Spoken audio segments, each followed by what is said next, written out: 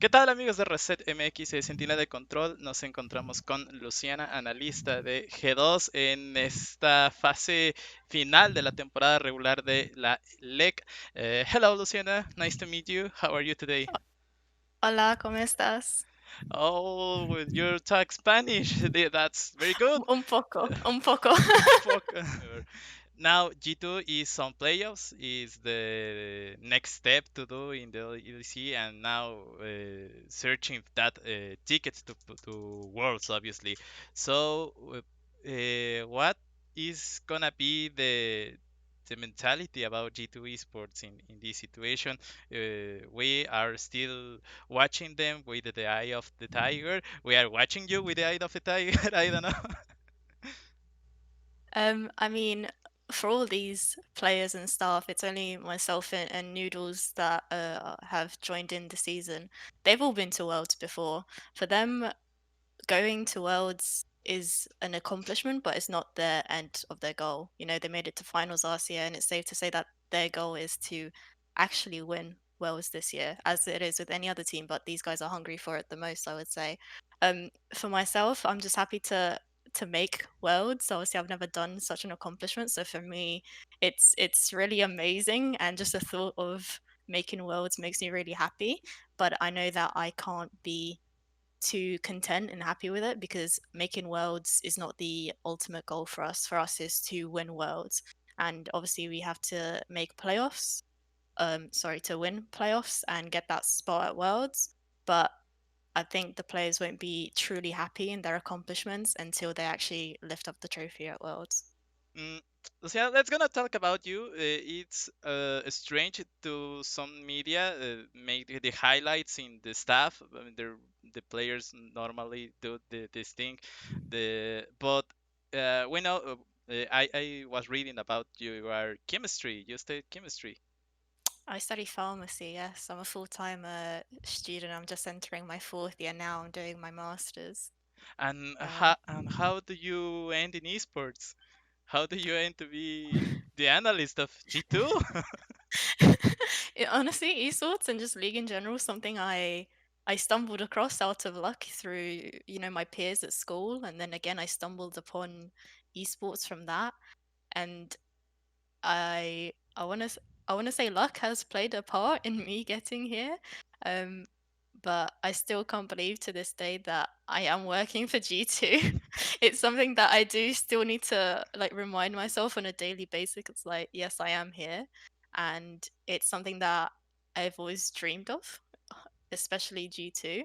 But to actually be here is something that has, gone beyond my dreams. And it's still a dream to this day, just being here right now with these amazing players and this coaching staff. It's honestly undescribable how amazing it all is. And did you fight or had some troubles with the situation about to be woman or something like that? In Mexico, we sadly saw something of this kind of things, but it's if you can be an inspiration for the women in esports in the region, in our region. I I think it's honestly like such an honor for me to be considered an inspiration for one.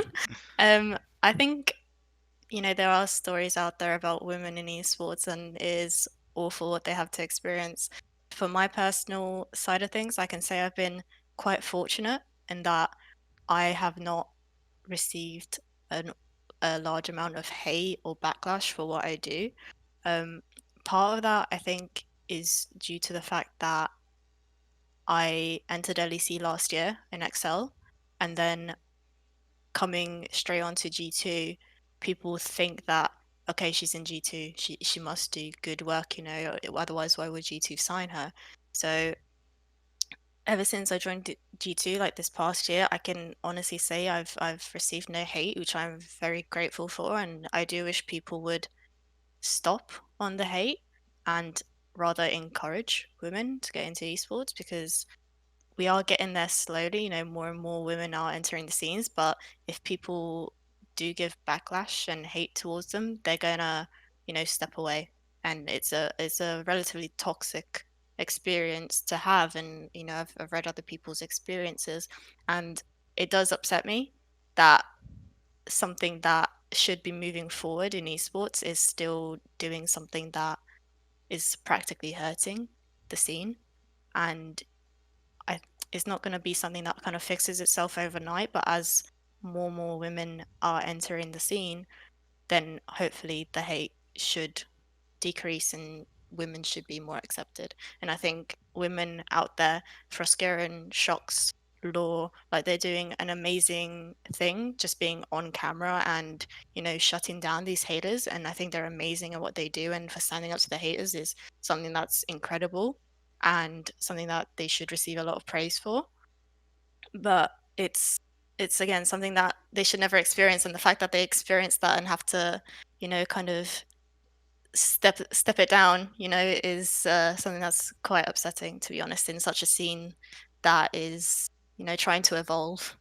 Sure, and the ecosystem of esports is very big, so make it make it into other areas, and when the work tag of you is it's gonna be really comforting and Yeah, and, I just, and beautiful for for oneself.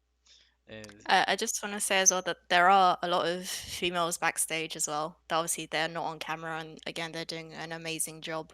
But there are women on camera and off camera that are doing an amazing stellar job, and we should be encouraging that rather than trying to push it down. okay, I had a message for Eddie. uh, he wants to know um, how do you make your career function with your role in G2? Uh, my career as in, Yeah, with the numbers and the role of the analyst and all of that. He studied chemistry a lot years ago, yeah, but he decided to change the career. But he really loved chemistry, and he wants to know how you can combine these two passions. I think for me, it's two very separate entities. The way I function is I go to university and I do a full 9 to 5 day essentially, and then I come home and that's my analyst time. My parents were accepting of esports, luckily. However, they always said you need to finish school, and I agreed with what they said. And for me, pharmacy was always my number one goal. And even if I have joined G2 now, which again is something I never thought would happen, pharmacy is still a very important factor to my life. And at the minute, it's me trying to balance both for as long as I can. Um, I still have a year of study and then I have a year of internship straight after. So for me, it's going to be a lot of 9 to 5 university studying, and then in the nighttime and weekends is when it's my G2 time, essentially. Okay, it's gonna be. It sounds like I don't know, a very It's a busy time. Yes, it's a very busy time for sure, but it's worth it. And I've been doing it for years, so I've just gotten used to it. But all I can say is that it's completely worth it. It doesn't matter. At the final, the success is the objective, no?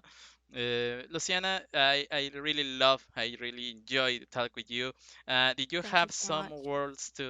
some words to the Mexican and the Latin American persons, people that saw G2 today and uh, gonna follow your career and and all the things that you are gonna do in the playoffs and worlds? All I can say is muchas gracias, and thank you to all the fans and everyone that is supporting us, even though we had a bit of a rocky start this split. I would just like to thank you all for keeping with us, and I hope you cheer for us as we continue our journey this season and hopefully lift the World Cup this year. Okay, thank you so much, Luciana. Thank you so much. I hope that we can talk in another moment. And gracias, amigos de ResetMX. Nosotros seguimos haciendo entrevistas aquí en la LEC. No se olviden de seguirnos en nuestras redes sociales, @sentinelaop en Twitter, Facebook e Instagram. Nos vemos en un rato más. Muchas gracias, Luciana. Muchas Muchas gracias. gracias.